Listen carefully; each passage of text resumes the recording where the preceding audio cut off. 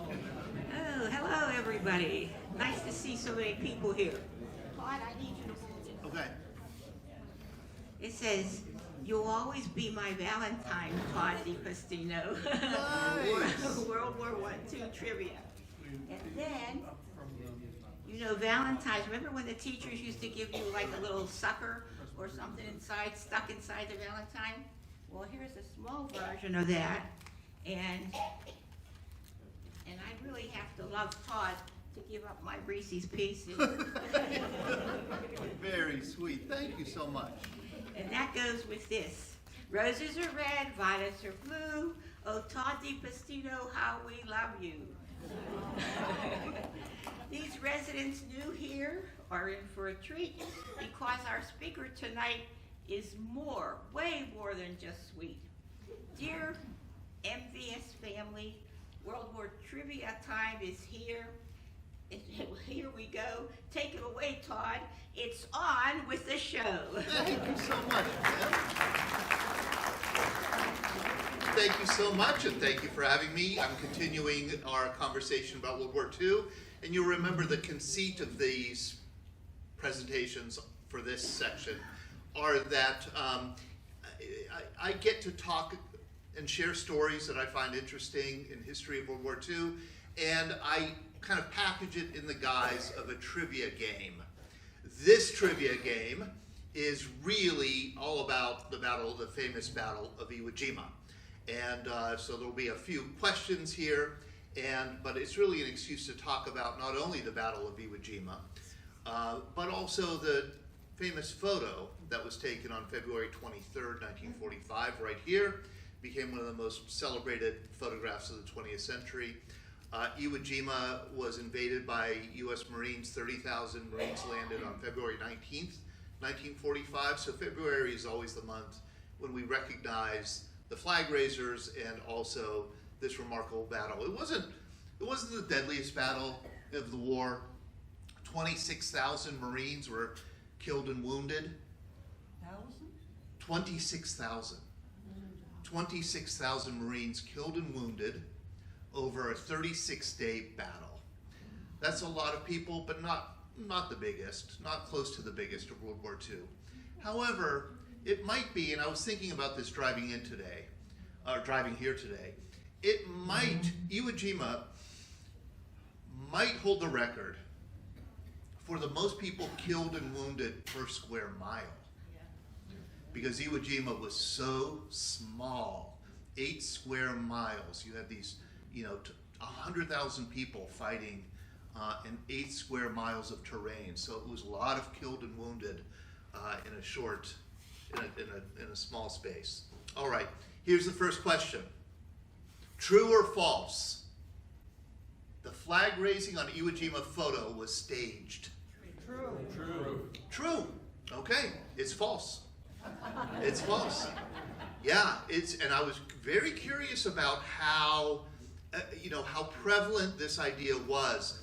And the reason why Joe Rosenthal was the photographer, he was an AP photographer. He took the photo just feet away from where he's standing in this photograph here on Mount Suribachi in Iwo Jima. And Joe Rosenthal inadvertently started the rumor that it was staged. He started it accidentally. But it wasn't staged, and we know that for many reasons, and one of the reasons we know that is because there's wonderful color film footage that was taken by Bill Janoust, a Marine who was about 5 feet away from Rosenthal at the time of the flag raising, and we have that footage and we could watch it. Here it is. Oh, wow. Not staged at all. Just 6 guys putting up a flag pretty quickly, that's it.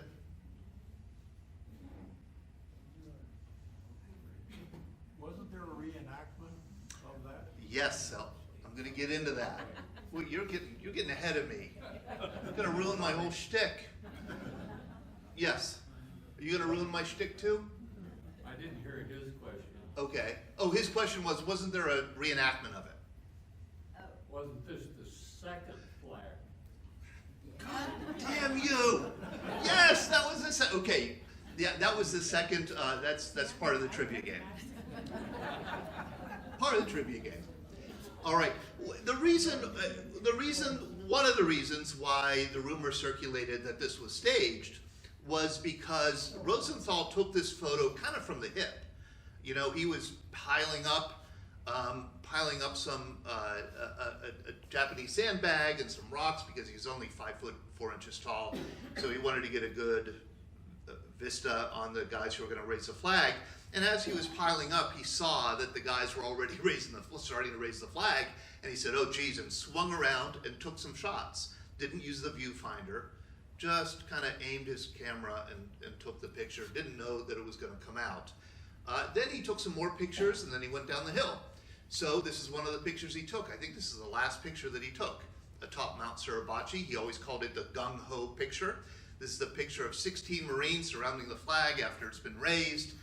The film was then put in and here's the film footage that Bill Janows took of the gung-ho photo. That is the triumphant photo of guys after the flag is already up, 16 Marines kind of surrounded and cheer.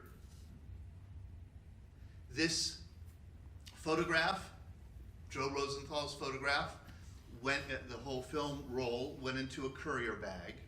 That courier bag went aboard an LST. That LST was then transferred to a carrier, which was then put on a plane, which was then flown to Guam. On Guam, the film roll was developed, and in the development room, one of the persons developing said, "Holy mackerel, this is a shot for the ages." And it was wired, however they did it, in 1945 to New York City. And within 36 hours, 24 hours might be a pushing it, but 36 hours, certainly 48 hours, the photo was already on the front pages of the New York Times and just about every newspaper in America. This was instantly famous, instantly recognizable. It would go on to be on the cover of all kinds of magazines. And when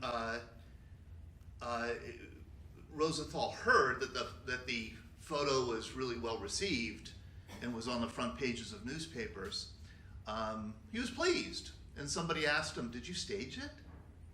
And he said, "Yeah," thinking that this was the photo. Oh.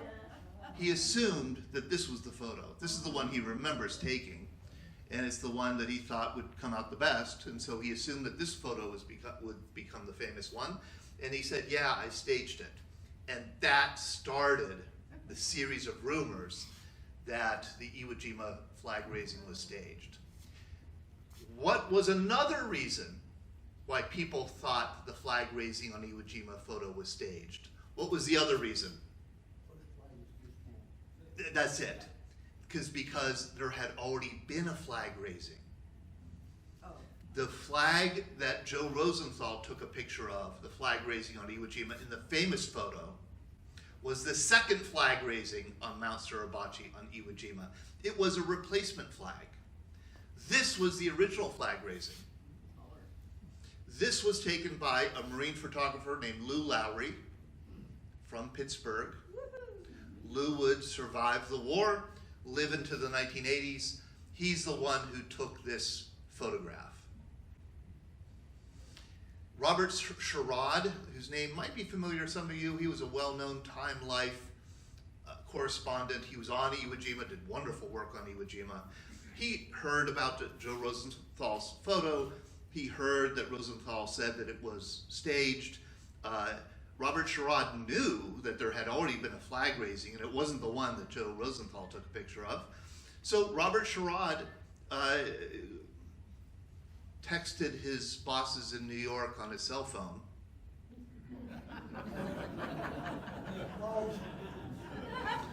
And said, "Don't run the Rosenthal photo. It was staged." And so Time did not run it.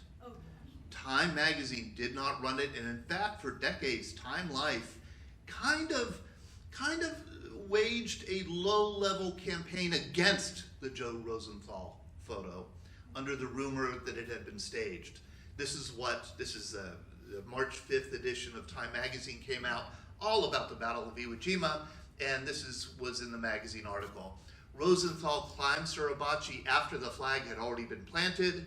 Like most photographers, he could not resist reposing his characters in historic fashion. That was not true. And it took Joe Rosenthal spent the rest of his life trying to explain to people that he had not staged the flag raising on Iwo Jima. Let me step back a little bit and talk about Iwo Jima. This is an interesting speck of land, and it isn't. Yes? Before you do, I just wanted to tell you there's a bronze statue of that photo at the entrance to Quantico. Yes. Yeah, and there's one in Arlington, right? Yes. Right. In Alexandria, Arlington? Large, very large statue, yes. Iwo Jima is a smelly, small, virtually uninhabitable place. It's the tip of a mountain, of an undersea mountain that was created by volcanoes. Iwo Jima means Sulphur Island. When the first explorers encountered it from many different countries, Captain Cook, I think, might have landed there in like 1779. He said, "Oh, this place stinks," and left. And just about everybody who landed there said, "This place stinks," and left. Japan eventually would claim it in the 1870s and send people there so that Japanese people would be inhabiting it. It's a small island, again, 8 square miles, about 5 miles at its longest, 2 miles on average its width. Very small place, and still an active volcano. Still, in fact, it's probably going to blow sometime this century again. The reason why the Japanese ended up coveting it in the 1870s was not because of any mineral value to it. You know, it had nothing but sulfur. You could grow a few plants on it, but it wasn't going to didn't have deep harbors. There was no real value except for the fact that it was strategically located. And it was located here 750 miles from Tokyo. In fact, it was considered part of Tokyo. Tokyo governed Iwo Jima. It was considered a suburb of Tokyo, 750 miles away. In the 1870s, the Japanese sent some people to live there. They raised some sugar cane. They got resupplied every month or so. And by 1944, there were about 1,000 people living on Iwo Jima. The Japanese Imperial Army would evacuate them and then prepare the defensive for the invasion that would come in February. The person in charge, 750 miles away from Tokyo, about halfway between Tinian and Guam and Japan. In 1945, early 1945, the closest Americans got to Japan was Tinian and Guam. The US had B-29 bombers stationed here. They would fly the long 1,500-mile route over Japan, drop their payloads, and then turn around and come back. They could not get fighter escort because P-51s, their maximum range they could fly was 750 miles. And so the idea was if the Americans captured Iwo Jima, not only would the Americans have a base to fly fighter escort P-51 planes from to escort the B-29s over, the heavy bombers, over Japan, but the heavy bombers themselves would have a place to land if they encountered a problem on the way back. And finally, the idea was that Iwo Jima had some Japanese air defenses on it, some radar, a few Zeros were there to kind of chase after B-29s and try and shoot them down. So if the Americans could capture Iwo Jima, they could take away one of Japan's defenses and get a step closer to Japan. And this was the first piece of the Japanese home islands that the Americans would encounter. Iwo Jima, unlike the other islands that had been taken, Guadalcanal, Iwo Jima was considered part of Japan. And so there was a symbolic value to taking Iwo Jima. There's a lot of debate in the scholarly community, as there should be, about whether Iwo Jima was a waste, about whether Iwo Jima was unnecessary. Very good arguments, very good, solid scholarly arguments, evidence pointing to the fact that the whole battle of Iwo Jima could have been avoided, and we still could have won the war. I won't get into those debates, but they are interesting and I think they are valid. The general who was put in charge of the Iwo Jima defenses was this fascinating, remarkable man, Tadamichi Kiribayashi. He's well known today because Clint Eastwood made a movie about him called Letters from Iwo Jima. Letters from Iwo Jima, the movie, were based on the book, Letters from Iwo Jima, which are letters that Kiribayashi sent to his family before the battle. They are also poems that were discovered on Iwo Jima in a canvas bag in 2005 in a cave. He wrote poetry during the battle and in the months before the battle.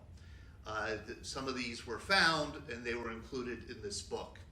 Kiribayashi is a fascinating person because he was a true samurai warrior, came from a samurai Bushido family.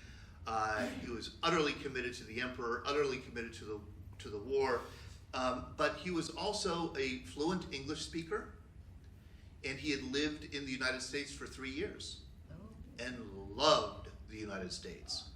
He went to Harvard College, he bought a car, he learned how to drive in the US, he drove around the country, he visited Los Angeles, he met Errol Flynn? Yeah, Errol Flynn. This would have been in like the late 1920s.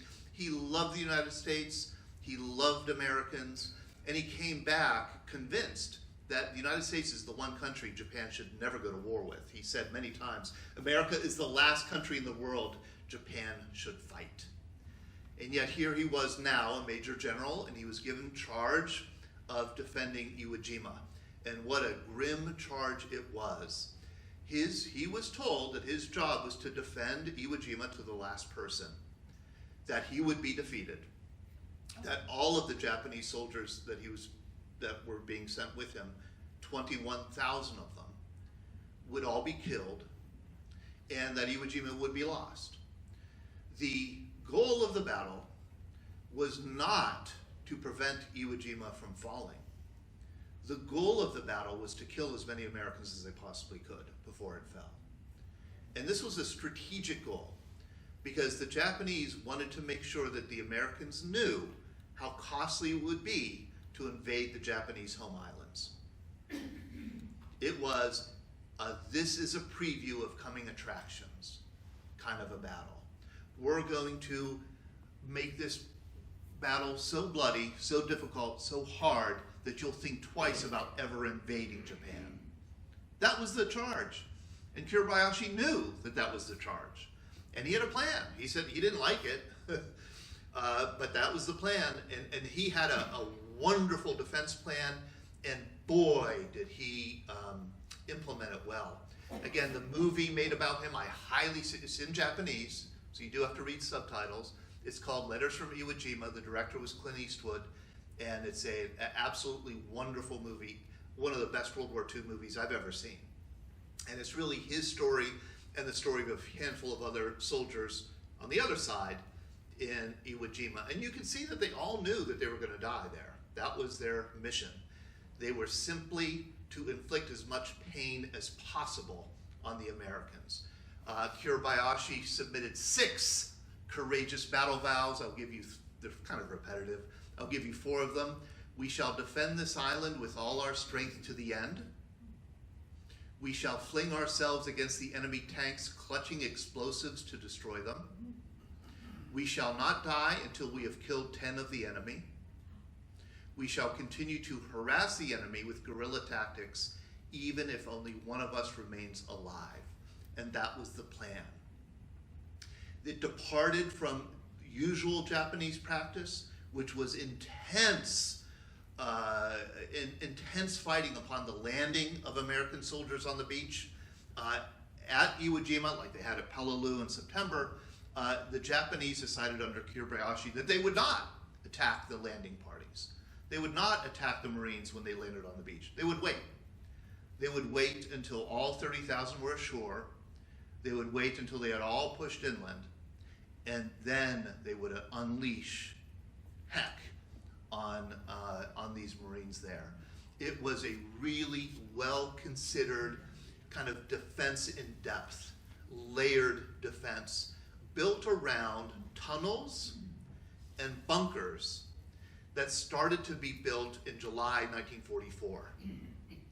These bunkers and tunnels were 75, 90 feet deep, which meant that when American B-29 bombers bombed them that summer and through the fall, and all the way up through the invasion of February 19th, 1945, the bombs had very little effect on the Japanese defenses. On paper, it seemed that there should not even be an island of Iwo Jima left, considering all the ordnance that was dropped on Iwo Jima.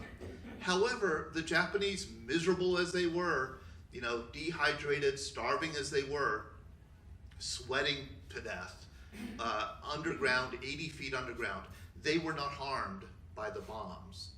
And they were able to continue their building up their defenses. You could go there, you could tour there one day a year and go into that's one of my goals in life, is to go to Iwo Jima at some point. And you could tour some of the bunkers, some of the tunnels. Here's some of the tunnels here. I think this might be Kiribayashi's own kind of bunk there. And they created defenses, and they waited for the Americans to arrive.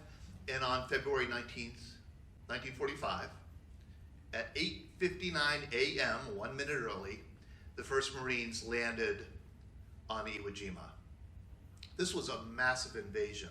Just to give you the sense of the number of ships, I heard recently that the U.S. Navy today, and you could correct me if I'm wrong, has something like 450 ships in its fleet today. There were about 800 ships present for the invasion of Iwo Jima, a tiny island. Here's a photo of the first Marines landing. They landed upon a beach that was black sand, and it smelled of sulfur, with steam vents still coming from the ground. The Marines would say, I've probably interviewed 6 or 7 Marines who were at Iwo Jima, and these Marines, and I've always said Marines are the funniest people I've ever met.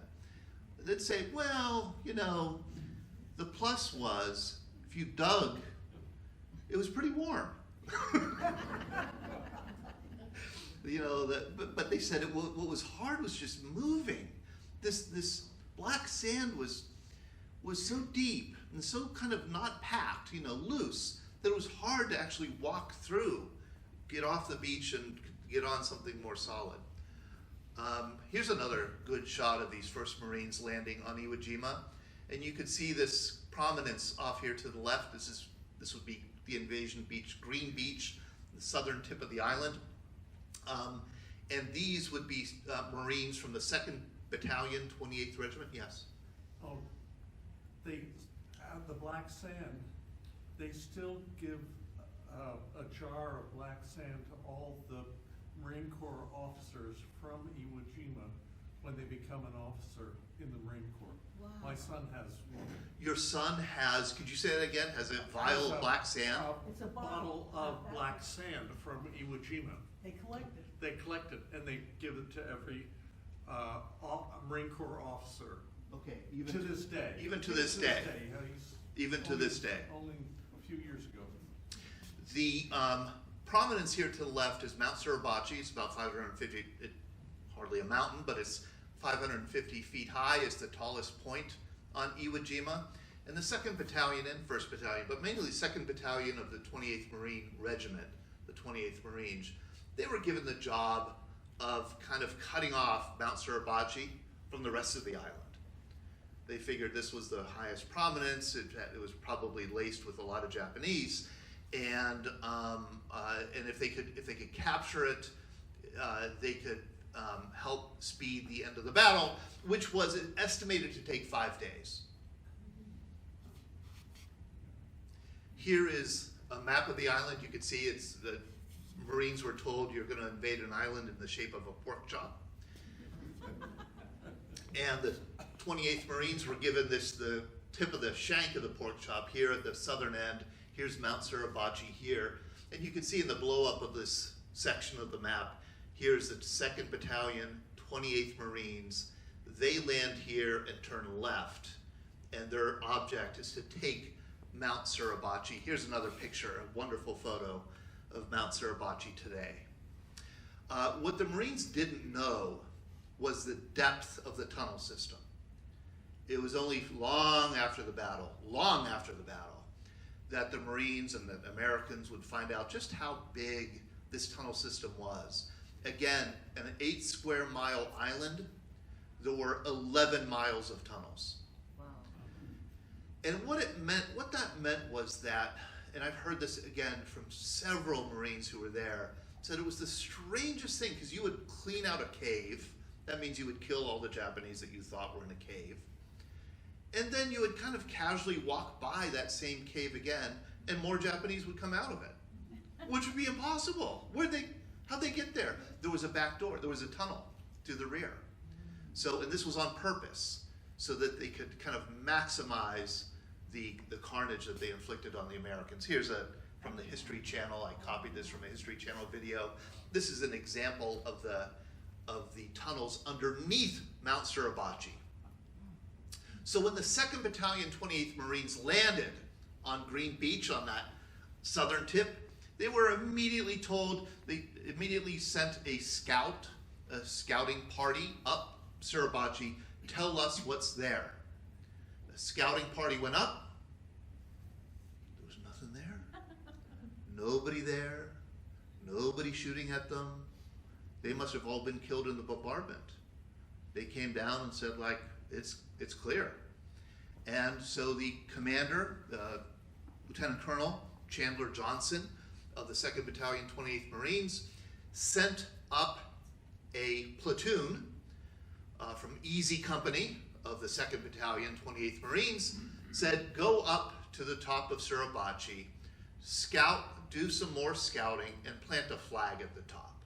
It'll be good for morale for all the other Marines on the island. And so that's what they did. And Lou Lowry was among them. He was the Leatherneck magazine photographer from Pittsburgh. He was there and took this picture. He was later asked, like, why would you take this picture? You know, why would you take this picture of guys who are taking a flag up a mountain? And he said, I had been through enough of these battles to know that these guys might not come back down. And if the flag got up, you know, would at least have a picture of them taking the flag up. And he also said, like, I might not come back down, but it might be in my camera when somebody finds me.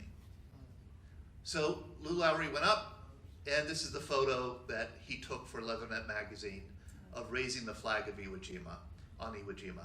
This was a really big moment. This is the first time a US flag was flown atop a piece of Japanese homeland. So this was a big deal. And it could be seen from all over the island. And so the Marines down below just started to cheer. And then the ships at sea started to honk their horns, and the men on board started to cheer. And down on one of those ships, I can't remember the name of the ship, was this guy, James Forrestal, who was the Secretary of the Navy. He would later become our first Secretary of Defense after the war. But at this point, he was a Navy veteran of World War I himself. He was the Secretary of the Navy. He was on board a ship watching these events unfold with his binoculars, standing next to Major General, very famous Marine General Howland Mad Smith. And there they were kind of watching what was happening. Joe Rosenthal, by the way, took this photograph also. And James Forrestal saw the flag go up, saw all the cheering, and Forrestal said, I want that flag. I want the flag. I want the flag for the Secretary of the Navy. I want the flag for the Navy, because we want to keep a Marine Corps after this war is over. And this site, this moment of raising the flag on Mount Suribachi, this could help guarantee that there will be a Marine Corps for another 500 years. So let's commemorate the moment. I want the flag. Can you imagine? So the order went out. Send up another party, take down the flag, and bring it back. Could you imagine getting that order?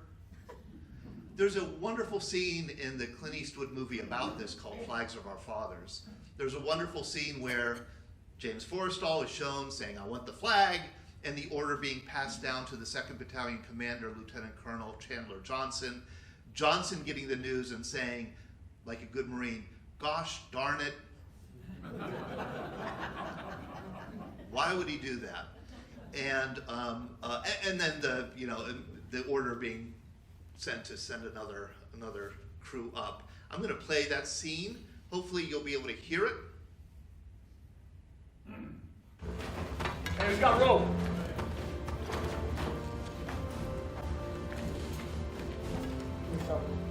Yeah, good.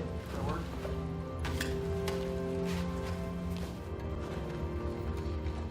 Again, this is the first flag raising, the first one, not the Joe Rosenthal one. Coming.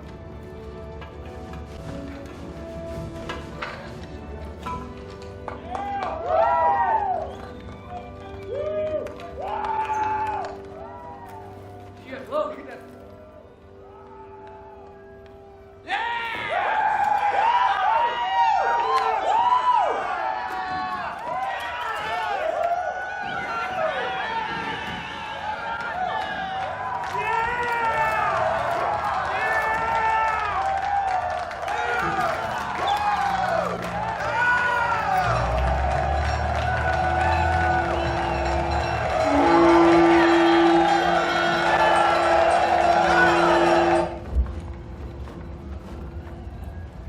Jesus, look at that.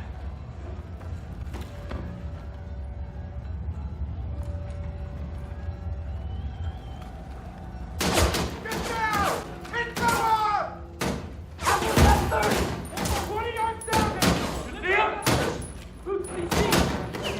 Pittsburgh! So they were attacked right after the flag was put up because there were Japanese there. They were in tunnels and they were in bunkers. And when the Japanese heard the celebration, they knew that the Marines wouldn't be paying attention. So they came out and started shooting at them. I skipped forward through some of the bloodletting of this scene. Get the flag! I don't know whose idea it was, Secretary. Well, it was goddamn brilliant. I want that flag, Holland. Mark my words, raising that son of a bitch means the Marine Corps for the next 500 years. I want that flag. Yes, sir. I'll make sure no one touches it. You can count on me. Fuck that. That flag belongs to the men in this battalion. That son of a bitch thinks that our men died taking this ground so we can hand over our flag to some politician to pin to his wall. He's out of his goddamn mind! Give me that flag and find another one to replace it. Guidon! All right. So that scene, those two men that you just saw, the one swearing up a storm, that was Chandler Johnson. He was the commander of the 2nd Battalion. He'd survive another 10 days, he'd be killed on Iwo Jima. The man that he passed the order to was the commander of Easy Company, Dave Severance. Severance would be wounded but would survive the battle and would just die a couple years ago at age 102. Severance then calls Gagnon. You hear that's the last word of that scene. Gagnon. That was the name of the Easy Company messenger, the runner, Rene Gagnon. This is his picture. A young Marine from New Hampshire. New Hampshire, yes, proud New Hampshire boy. And he was the one who ran messages, who ran things up and down from one company to another.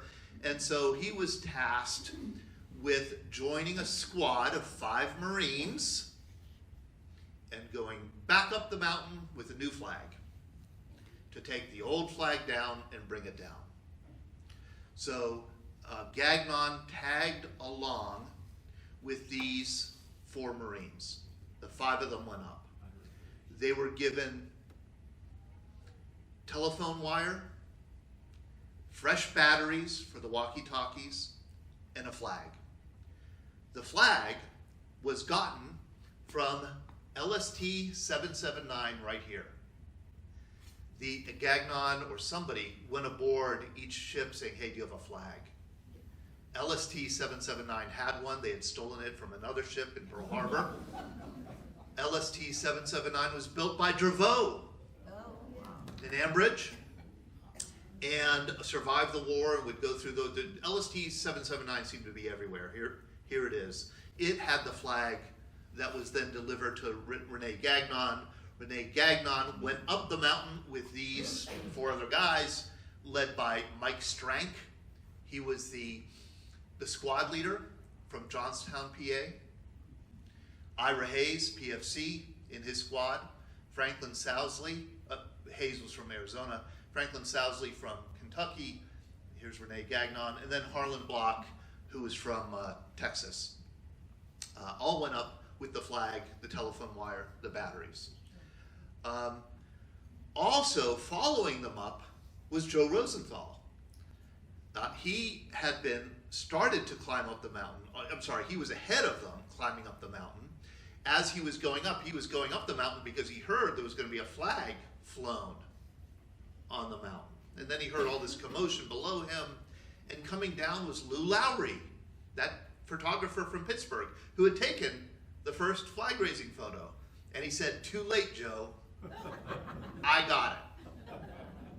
And he said, but it's great up there. You could get great pictures all over the island. And Rosenthal said, so why are you coming down? And he said, oh, a Japanese threw a hand grenade at me. And it exploded and it broke my camera. So he didn't have a camera. So Lou Lowry comes down. Joe Rosenthal goes up. Rosenthal then learns from the Marines up there that they're taking down the first flag and they're going to put up another one. He doesn't understand why this is happening, but it is. And this is what he would remember 10 years later. I saw a group of our men hauling a long iron pipe, and then I noticed still another Marine holding a neatly folded flag. What are you doing? I asked. We're going to put up this bigger flag, one of them said, and keep the other for a souvenir. I thought of trying a shot of the 2 flags, one coming down, the other going up, but I couldn't line it up. Then I decided to get just the one flag going up, and I backed off about 35 feet. Here the ground sloped down toward the center of the volcanic crater. I put my speed graphic down and quickly piled some stones in a Jap sandbag to raise me about 2 feet. I'm only 5 foot 5 inches tall. And I picked up the camera and climbed on the pile. I decided on a lens setting and then I took a position about 3 feet to my right. I'm not in your way, am I, Joe? Bill Janoust called. Bill Janoust had the color film footage. He was a Marine. Out of the corner of my eye, as I turned toward Janoust, I had seen the men start the flag up. I swung my camera and shot the scene. That is how the picture was taken. And when you take a picture like that, you don't come away saying you've got a great shot. You don't know. Then he took the gung-ho shot, and this is a photo of Joe Rosenthal taking the gung-ho photo.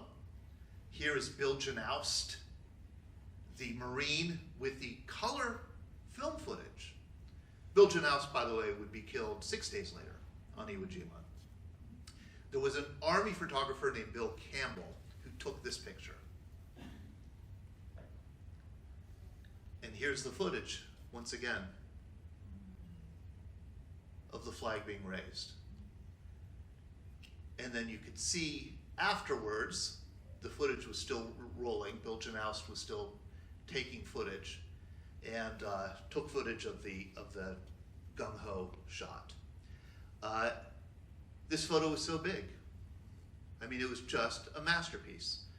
Beautifully composed, appeared again in every newspaper in the country, instantly recognized as a classic. So much so that Franklin Roosevelt, who saw it, in consultation with his Secretary of the Treasury, Henry Morgenthau, decided to use the photograph as the theme for the 7th war bond drive. This picture, by the way, of FDR was taken the day before he died. He should not have been president. He was very sick. Morgenthau, the Secretary of the Treasury, the Roosevelt administration, the government as a whole, they were really worried about the 7th war bond drive. And the reason why they were worried about it is because it was the 7th. There had been 6 previous war bond drives. Each one broke a record. How many times can you go to the well? How hard are you going to squeeze the American people to pay for this war? Especially since the projection was the war bond drive was going to begin in May.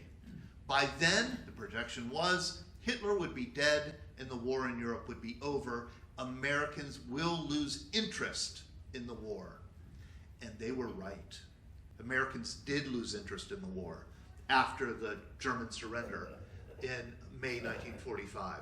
So there was a real need to refocus attention on the Pacific theater, on the war against Japan, and to remind people that the Marines were still fighting and dying in Asia. And so that's what the war bond poster, the war bond theme for the 7th war bond drive, that's why the flag raising in Iwo Jima was chosen to kind of be the symbol of the war bond drive.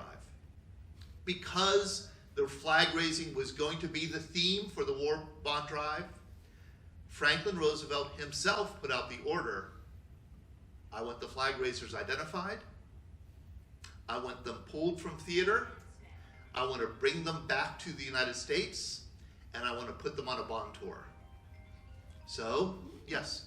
So why was Ira Hayes so, I mean, if he was honored as all of this and there was this great thing, why was he so dismissed, or so he ended up in poverty? The question was about Ira Hayes, who was one of the flag raisers. He was a Pima Indian from Arizona. I'll talk a little bit about him. Okay. Yeah, I'll talk a little bit about him. So the problem was the Marine Corps didn't really know who the flag raisers were. They knew that they had given a flag to Rene Gagnon, and Gagnon had gone up the hill. So in April of 1945, Gagnon was now in the bows of a troop ship in the Pacific Ocean, and a sergeant comes up to him and a bunch of other people in easy company and says this: which one of you mugs was in that picture? And they all denied it. They said, none of us. And the sergeant said, we could do this the easy way or the hard way. Gagnon, somebody told me you were in it, you're coming with me. Get your trash bag, means your stuff, and come with me. Gagnon was taken off the ship, and he was interrogated by officers. Tell us who raised the flag. And Gagnon says, I don't know. I don't know anyone. And of course, they knew that wasn't true. Nobody wanted to leave the company. Nobody, none of those Marines wanted to leave their brothers. Nobody wanted to be put on a bond tour. Nobody wanted to be separated from their family. That was this Marine platoon, this easy company. But Gagnon was threatened with, you could withhold this information and spend the next 20 years in Leavenworth, because this is coming from the very top. And so he was given the picture and he was told to name names. He named people who were dead. And they said, we know they're dead, you gotta try again. So he named more names. He named finally 4 names, and they said, we know there are 6 people in this flag raising. And we have a pretty good idea of who this guy is. Who is he? And Gagnon said, I have no idea.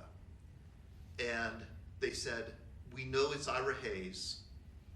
Can you please confirm it's Ira Hayes? And Gagnon said, listen, Ira Hayes said he would slit my throat if I told you he was in the picture. So I'm not going to say that.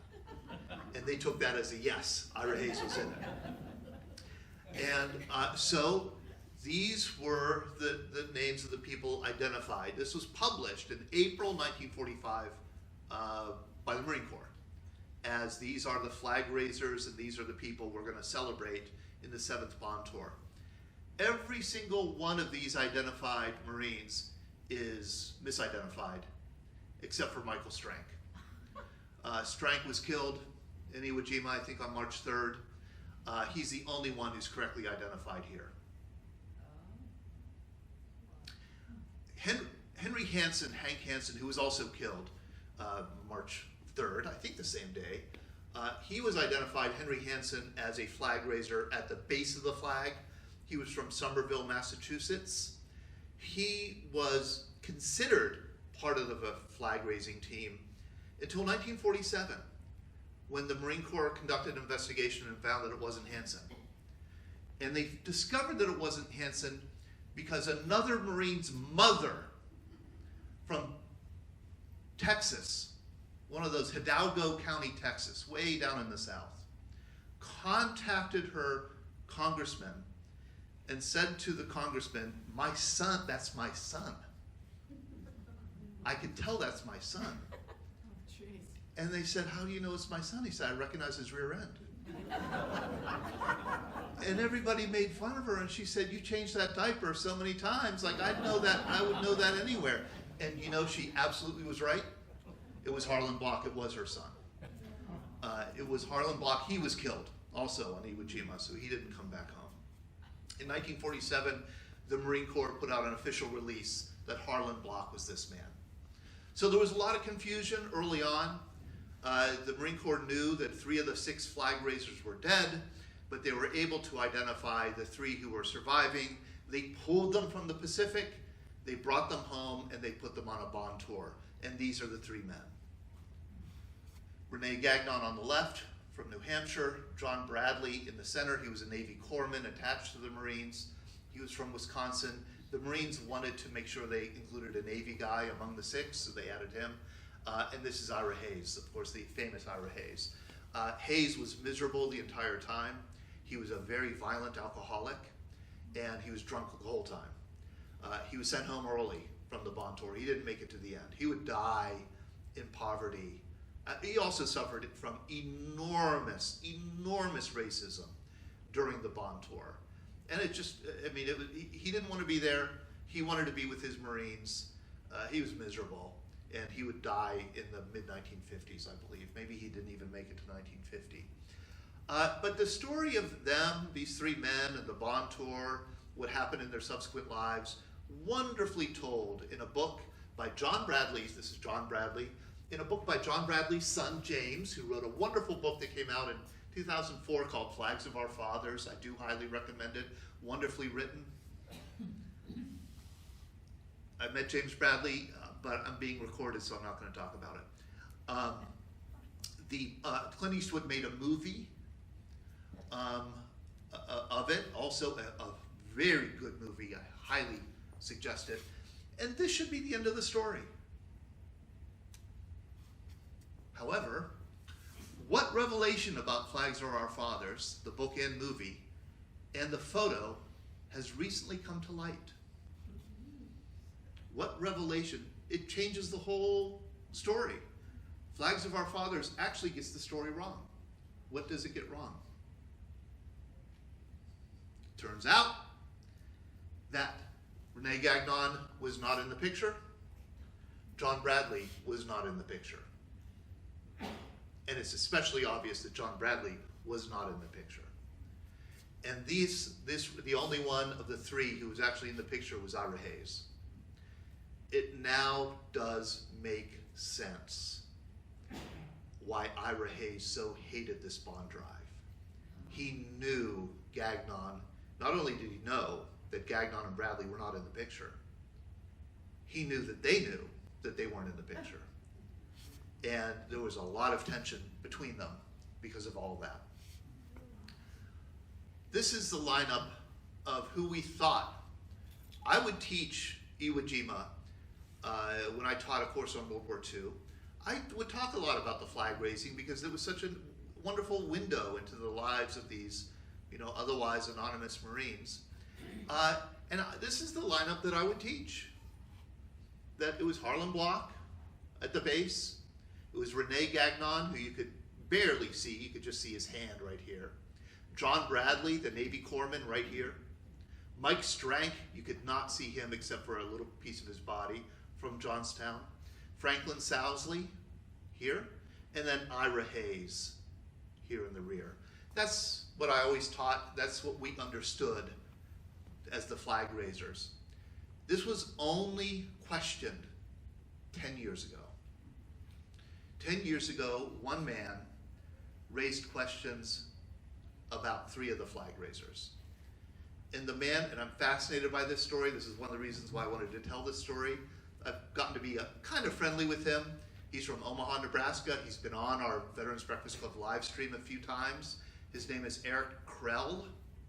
He's not a historian, he's an amateur, which always ticks me off.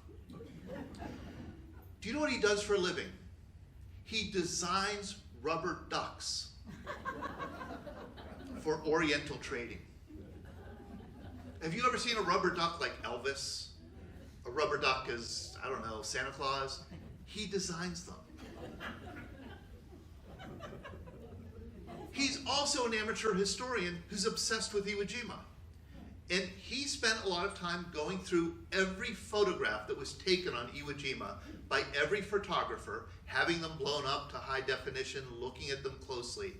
And the first thing he said, for years it was obvious to him that that man here was not John Bradley. It could not have been John Bradley. So this is supposed to be John Bradley.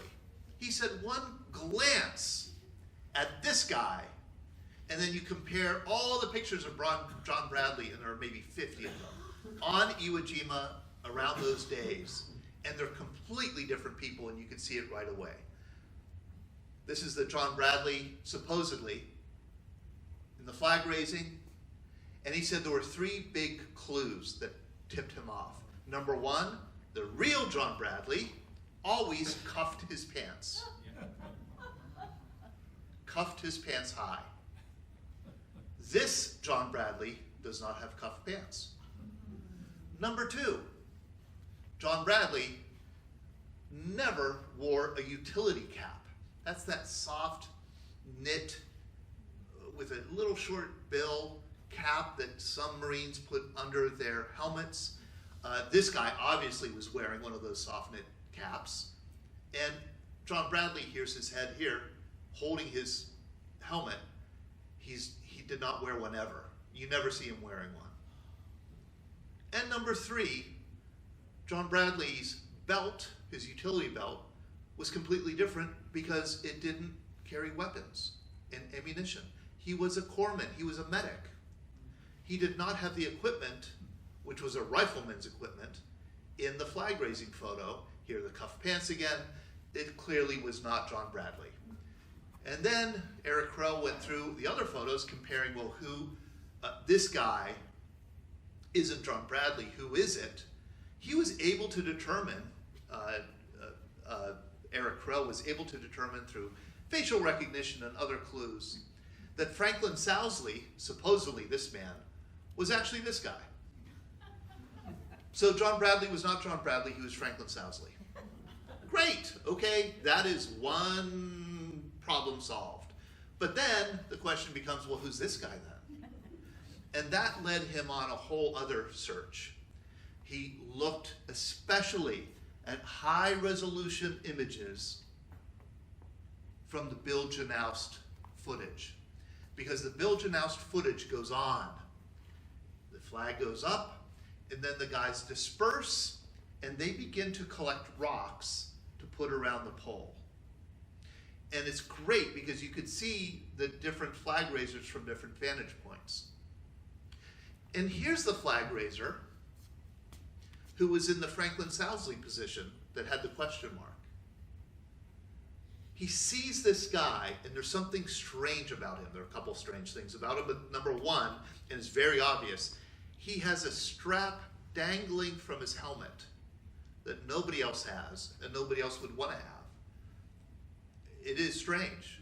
There are many pictures of this Marine. Can you imagine walking around with a strap dangling in front of your eye? You know, it would be so annoying. Most people would just yank it off or cut it off. He didn't. It just dangled there, which made him really stand out. That was it. All he had to do was find his name, and he had his flag raiser. Here's another image of him. He also had a big schnoz. Here is that dangling strap. And Eric Krell was able to identify him as Harold Schultz. Harold Schultz was from Detroit. He lied about his age to join the Marine Corps. He would be wounded on Iwo Jima. He would survive. He would come home, and he was severely traumatized by the war. He had PTSD. He would not marry until late in life, until he was in his 60s. He married a woman who lived across the hall from him in his apartment building. They kept separate apartments, which means they had a very happy marriage.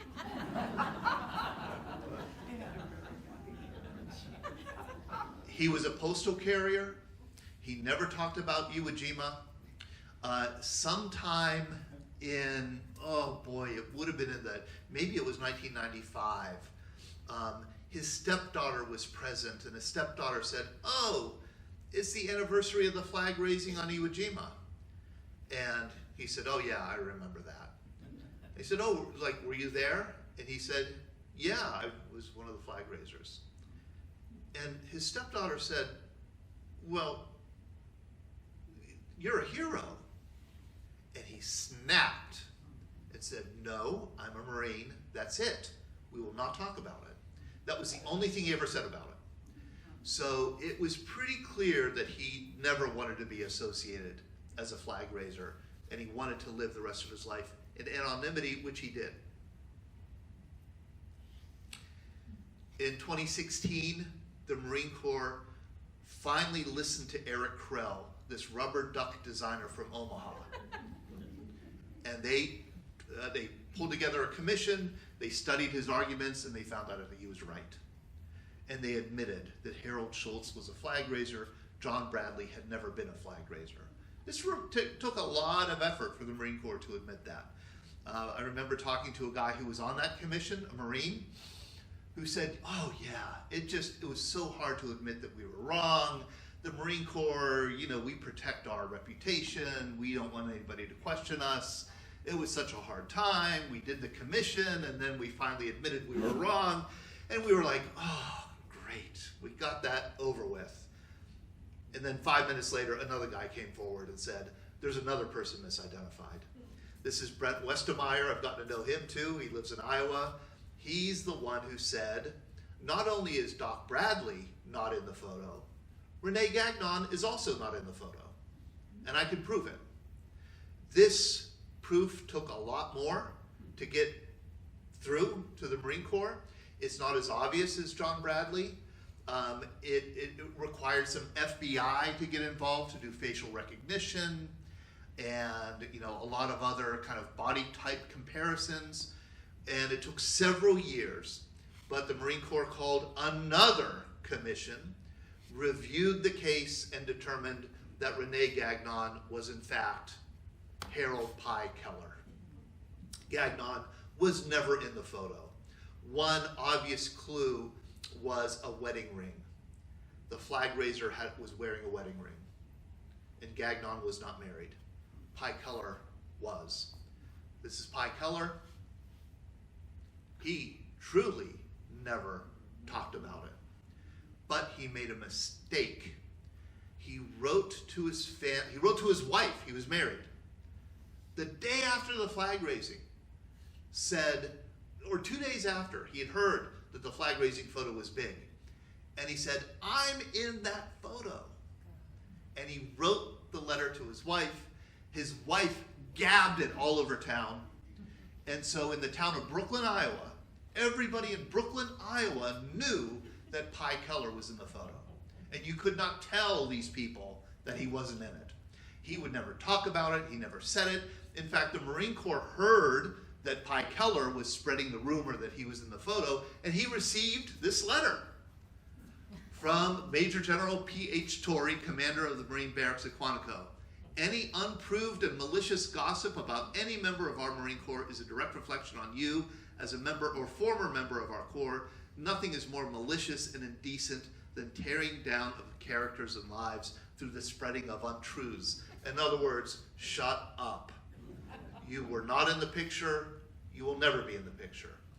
And so he took that to his grave. He was not in the picture, and even though he was, and he knew that he was. So, this is our new lineup. Ira Hayes from Arizona, Harold Schultz from Detroit, Mike Strank from Johnstown, Franklin Sousley from Kentucky, Harold Pye Keller from Iowa, and Harlan Block from Texas. Those are the 6 Marines who raised the flag on Iwo Jima. If you want to get into the whole drama of the debate about who these flag raisers were, there's a wonderful book about all the controversy surrounding the identities of the flag raisers. You can find this online as a PDF, Investigating Iwo, the Flag Raisings in Myth, Memory, and Esprit de Corps, and why the Marine Corps protected the identities of the flag raisers so tightly. I have to say, the Marine Corps, it's really, when you read this book and you read about how the Marine Corps just stonewalled this evidence, it really makes you angry that the Marine Corps would do that they would kind of stand in the way of historic truth. You understand that the Marine Corps felt that they had a reputation to protect, but I really admire the statement that the Marine Corps put out when they admitted that they were wrong, and they admitted that they had misidentified the flag holders. At the end of the statement, they said this: "Our history is important to us, and we have a responsibility to ensure it's right. But to Marines, it's not about the individuals and never has been. Simply stated, our fighting spirit is captured in that frame, and it remains a symbol of the tremendous accomplishments of our Corps. What they did together and what they represent remains most important. That doesn't change." And I think that's a wonderful sentiment to end the talk on. Thank you.